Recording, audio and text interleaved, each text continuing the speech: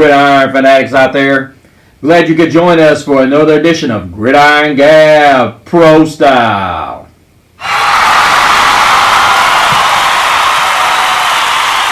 Where we gab about all things pro football, from the scoops of the regular season to the scores in the postseason and the picks in the offseason. Let's start gabbing. The autumn winds move like the thunderous waves of Neptune's sacred palace. And here, amongst the blackened soil, lies the ragged hands, worn, torn, and callous. They await with cunning and vicious prowess, for the warriors have returned.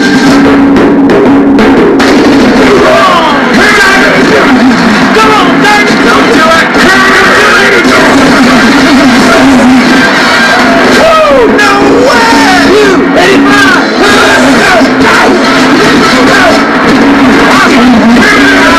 Crying out loud! You're driving me nuts! But behold. Hello, all you Gridiron fanatics. Welcome back. Glad you could join us. It's been a minute, you guys. Like you guys know, I appreciate you guys joining the content and so on and so forth. But we got to get down to it. The last time I was with you guys, I was giving you guys the lowdown of another Thursday night game. Well, here we are again. This one is not going to be nearly as enticing as the last couple that we've had, but it does make up for something that's rather interesting. The Pittsburgh Steelers are in a situation where they're trying to stay alive. At least until Kenny Pickett can get over his ankle injury. And many people are speculating that this may be the end of the Steelers for the season. Now, I've always been one to see that Mike Tomlin's always been able, and as a friend of the show, one of my favorite friends of the show alluded to, Mike Tomlin always manages to finish at 500 or over. Because now we're in a situation where you're either over 500 or you're not.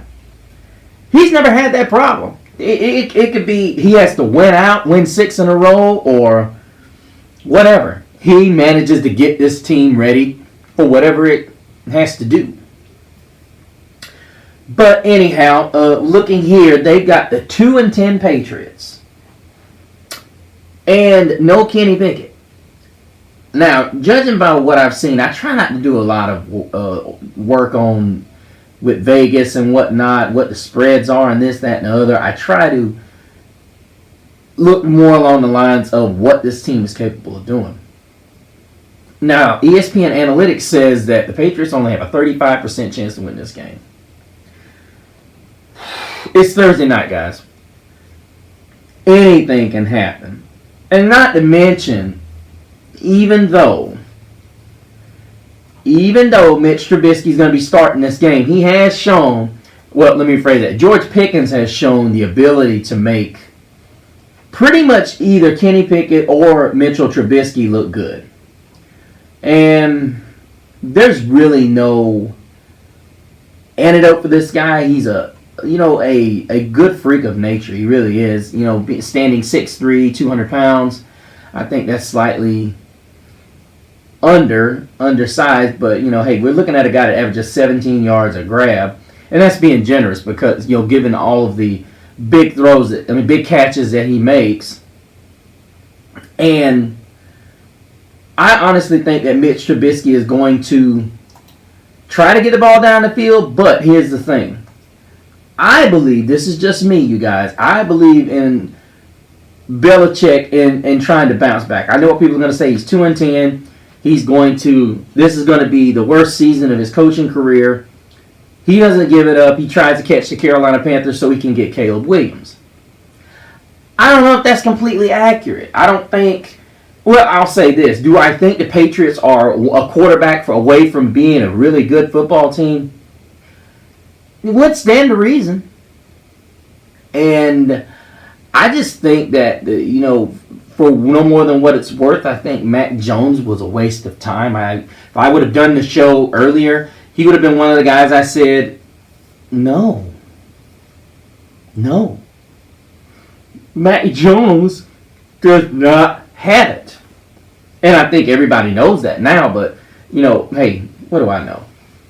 And looking at what the Steelers have, I will say this. Between what they did to the Chargers and what they could possibly do to the Steelers, I think the Steelers are more in danger of losing this game if they try to go at the Patriots defense. But I would say that would be more inclusive of what the Patriots try to do. The Patriots try to go too far with the Steelers defense. It may turn out to be a loss because, as we all know, the Steelers defense is fully capable of turning up points on their own. And, looking at the tail of the tape, we're looking at several of these games, and neither one of these teams has really been able to get it going. And looking at it, Pickens has a lot to do with how this offense goes. And honestly, you can really, really look and see how many guys are questionable for. I mean, it's the receiving corps is just, for the Patriots, is just decimated. Keyshawn Boutte, Juju Smith-Schuster's questionable. Devontae Parker's questionable. Demario Douglas is out. Now, I will say this. If Juju Smith-Schuster plays in this game, this is going to be a benchmark for this guy. He is going to go out and he's going to show out. Question is, who's going to be the quarterback? And that's the biggest problem with the Patriots at this point, is trying to find a signal caller. And I ultimately think this is where you're going to see a whole lot of people throwing themselves at New England's pick. Because right now they're looking like they're going to be the second pick in the draft. Unheard of for a Bill Belichick football team. But we know Bailey Zapp is the guy right now. He's going to be the starter.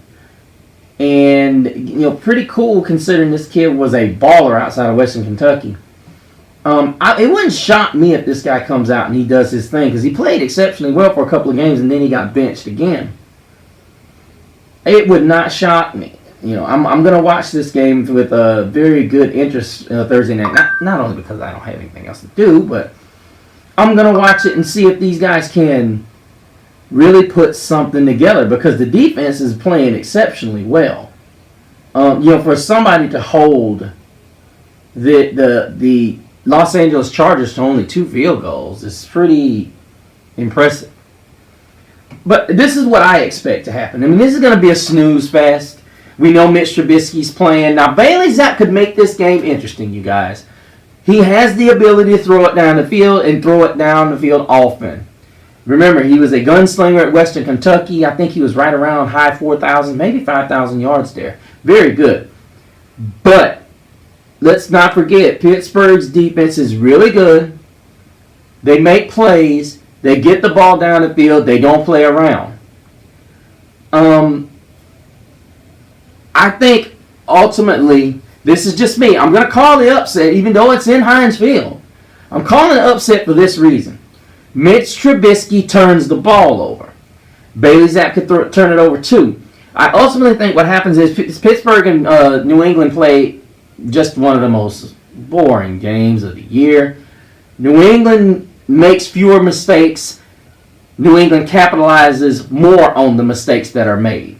I don't think this is going to be one of those where you look at a stat line and just go, oh, wow, fun game. I think it's going to be one of those games where it's just like, don't do this again. Please. Anyhow, looking at this game, I expect the running game to be a big part of what the Steelers try to do and their traditional play-action pass. I don't understand why everybody doesn't do what Pittsburgh does, but anyway, that's just me. I think we see a little bit of rollout from Mitchell Trubisky when he does run out of the pocket, and I think he runs quite a bit. I think the Steelers actually take their shots. They don't get very much, but they also do hit a couple with George Pickens, who's a phenomenal playmaker. And I don't think it turns into be the snooze. Well, hey, let's just call it what it is. It's still going to be a snooze fest, just not nearly as bad. I think New England wins this game 13-10. And we all end up going to bed early because it's just going to bore us. It's going to knock us out. Oh. Anyway, that's the way I look at it. I think this is going to be one of the games that is going to just, it's just going to personify what Bill Belichick's year has, what 2023 has been like for Bill Belichick and the New England Patriots.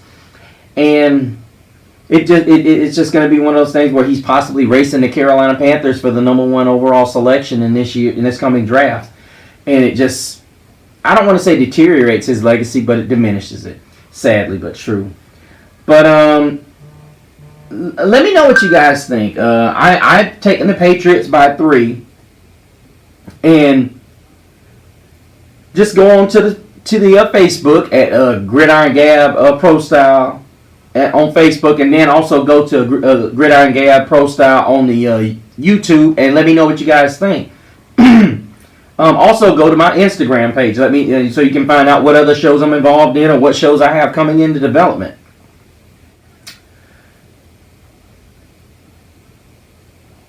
But that's gonna do it for us, you guys. Till the next time. Keep on gabbing. But behold, there is a warm breeze that comes from the west. The blazing sounds of victory fuel their everlasting quest. It is a call to arms, for they are here. An army that has the will to challenge and the will to dare.